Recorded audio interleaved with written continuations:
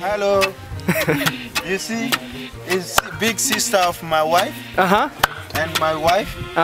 And big brother of my wife in wife. Oh wow! Yes. Yeah, it's good.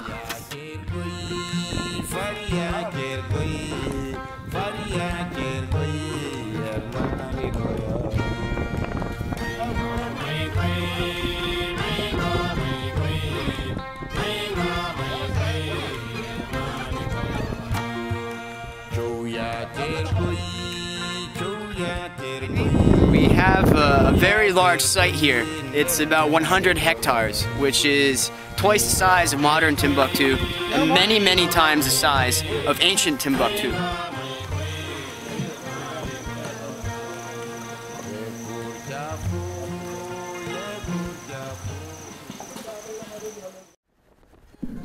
The road to Timbuktu is long and grueling and can take more than 2 days by car. Leaving from the capital city of Bamako and entering the countryside, one is presented with various types of environments, ranging from very lush and forested landscapes to very desolate landscapes, where high-velocity winds are constantly blasting the area.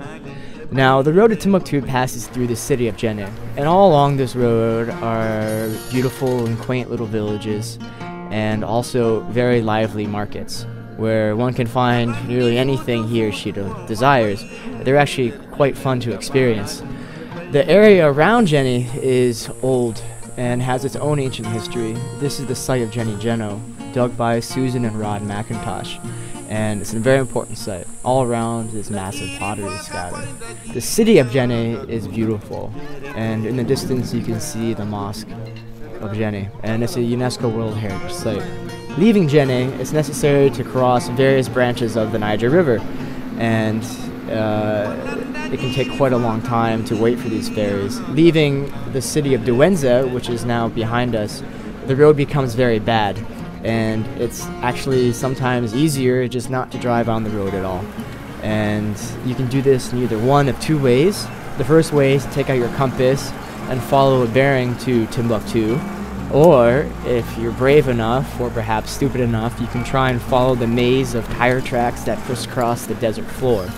And this can be very confusing. There are no signs, and we actually took this footage when we were very lost.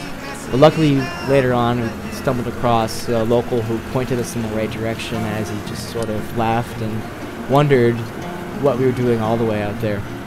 Now, one of the more intense experiences I had on my first voyage to Timbuktu was a massive sandstorm that came out of nowhere. And just the sounds, the sights, and even the smells of this sandstorm are extremely intense. And I want you just to take a listen to this.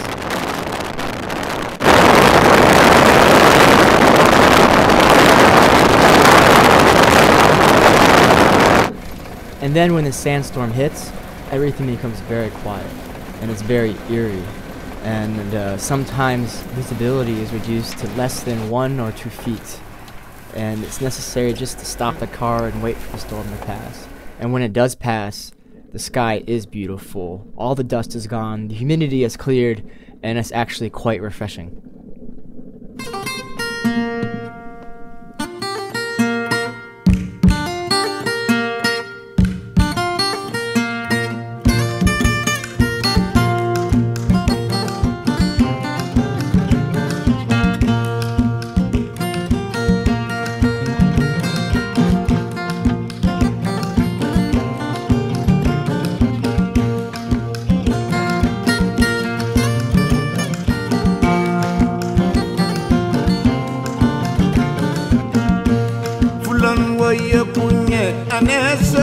ye bani manei bine ba ko ya ne malala so ye bani manei bine ba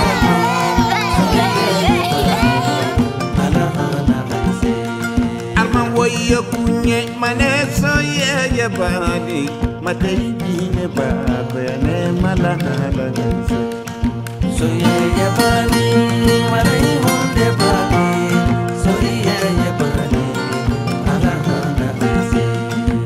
Sanda kini ane so ye bani matei ne ba ko ya ne malahala kansi so ye bani matei ne ba ko so ye bani malahala kansi jankam sanda jaiban ane so ye bani matei ne ba ko ya ne malahala kansi so ye bani.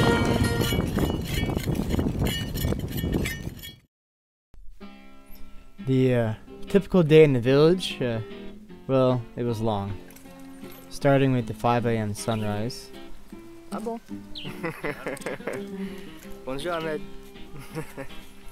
And a breakfast of bread, mayonnaise, and Nescafe. It wasn't very good. The walk to the site was actually quite long, and by the time we got there, we were already tired. And all day we had to deal with dust and very complicated stratigraphy that would have given even the most seasoned archaeologist a headache. And unfortunately we also had to deal quite often with wall collapses because everything was made out of sand. And so in another trench we dug, we had to taper the walls a bit. And as we got further and further down, it became very difficult to actually enter the hole itself. But we were finding things such as graves and jewelry, beautiful pottery, and the entire site is covered in this blanket of pottery. It's really, really massive. It's very impressive. The walk back felt like an eternity. Look at Pete. I really feel his pain. And of course, there were always lots of goats. They really seem to be everywhere. Yeah, he was really the life of the project. And in the afternoons, we sort of relax a little bit and maybe take a little nap in our meager living quarters. Lunch and dinner usually consisted of macaroni or spaghetti or rice, and that's about it. Oh, look, the village is on fire. The women in the village worked all day very hard, pounding millet and rice, but they always were smiling. And for the most of the afternoon, we studied the pottery and have the workmen wash the pottery. And dinner was a great time for conversation, and after dinner we'd relax a little bit just before the sun went down. And sometimes Gia would give us a little dance. Okay, let's go. I don't pay her no attention till that same lie to somebody else. I haven't got anyone else to tell her. And working at night was very difficult. The bugs were everywhere. So we tried setting bug traps such as this, but honestly the best thing we could do was to work by natural candlelight, which just made it hard to see. But everything was beautiful, especially at night.